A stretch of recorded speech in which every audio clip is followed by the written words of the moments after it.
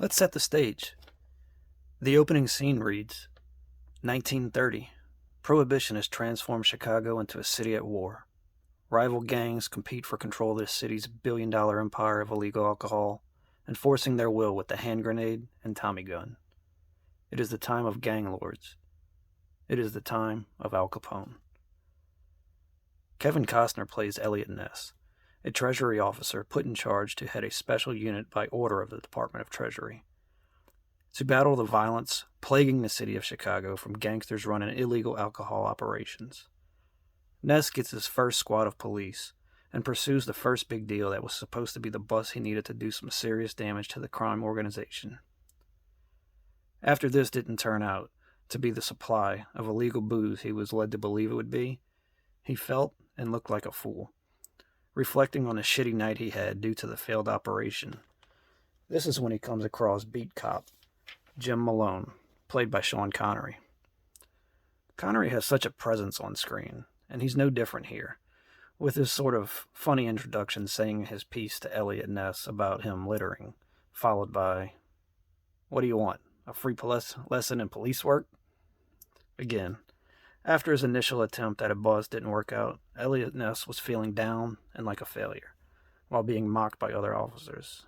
But one woman, the mother of a little girl, killed in the violence of the city's gangs, approached Ness. Saddened and mourning the loss of her child, thanks Elliot for him taking on the enormous task of fighting to stop those responsible for the death of her daughter. This is just the fragment of motivation he needed to get back to it. Determination in place, it's time to build a team. First recruit, the impression left from a beat cop who seemed to have his shit together, Jim Malone. With a blood oath made, it's time to get to work. Second recruit, George Stone, played by Andy Garcia, a young crackshot officer who passed Malone's, let's call it an unconventional test, and was on the team. And the third to join them, Oscar Wallace, played by Charles Martin Smith, who passes a much easier test that only consisted of him walking through the door at the right time, and had a badge, and so therefore qualified. Take this shotgun. And so the Untouchables begin their work. After their first bus, and an introduction to Capone, played by Robert De Niro, showing just what kind of adversary they were up against. By this point, we've seen more than enough to have us engaged in the story, and the challenge ahead of the characters. There's no turning back now, and that's how the audience feels at this point in the film. The director has my attention. I enjoyed the movie. I think we have to understand that this was released 35 years ago with a budget of $25 million.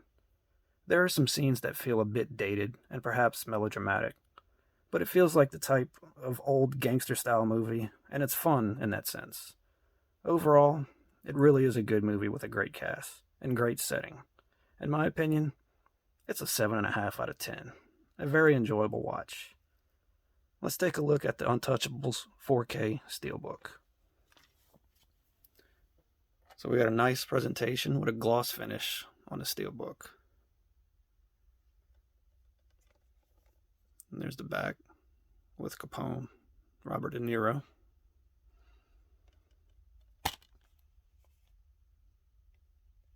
The 4K disc.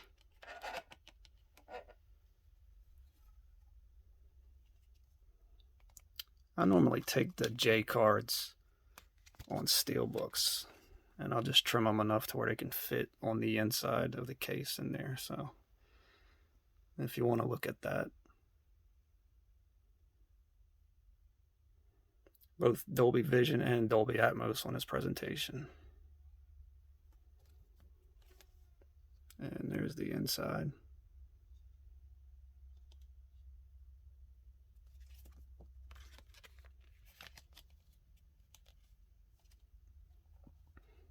Yeah, nice presentation.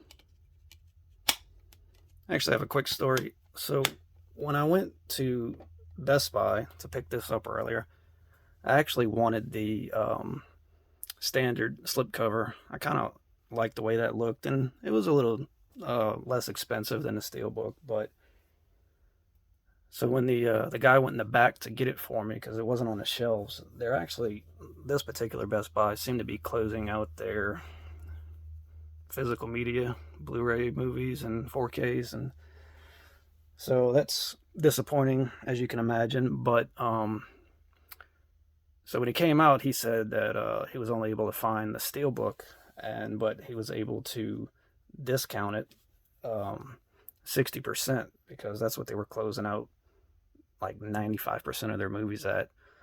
So I was actually able to get those for just a little bit over $11, which, I mean, for a new release, that was nice. So anyway, just a quick share on that.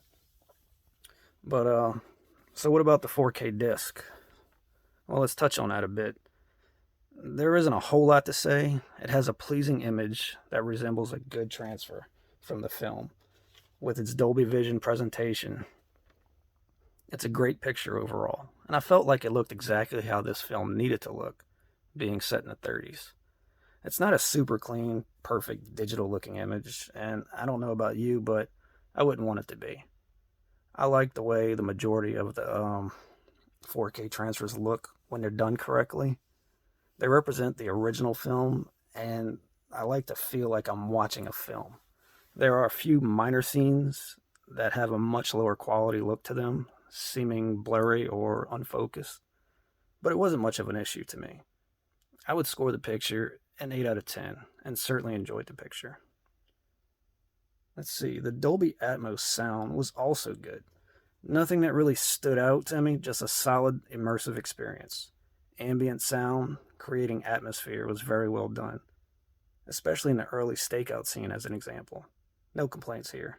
It fit the movie well and helped pull you into the story. I would give the sound overall an 8 out of 10 also. Thank you for watching. Hopefully you enjoyed the discussion, and I would really appreciate any feedback. Maybe consider subscribing, and I'll see you in the next one.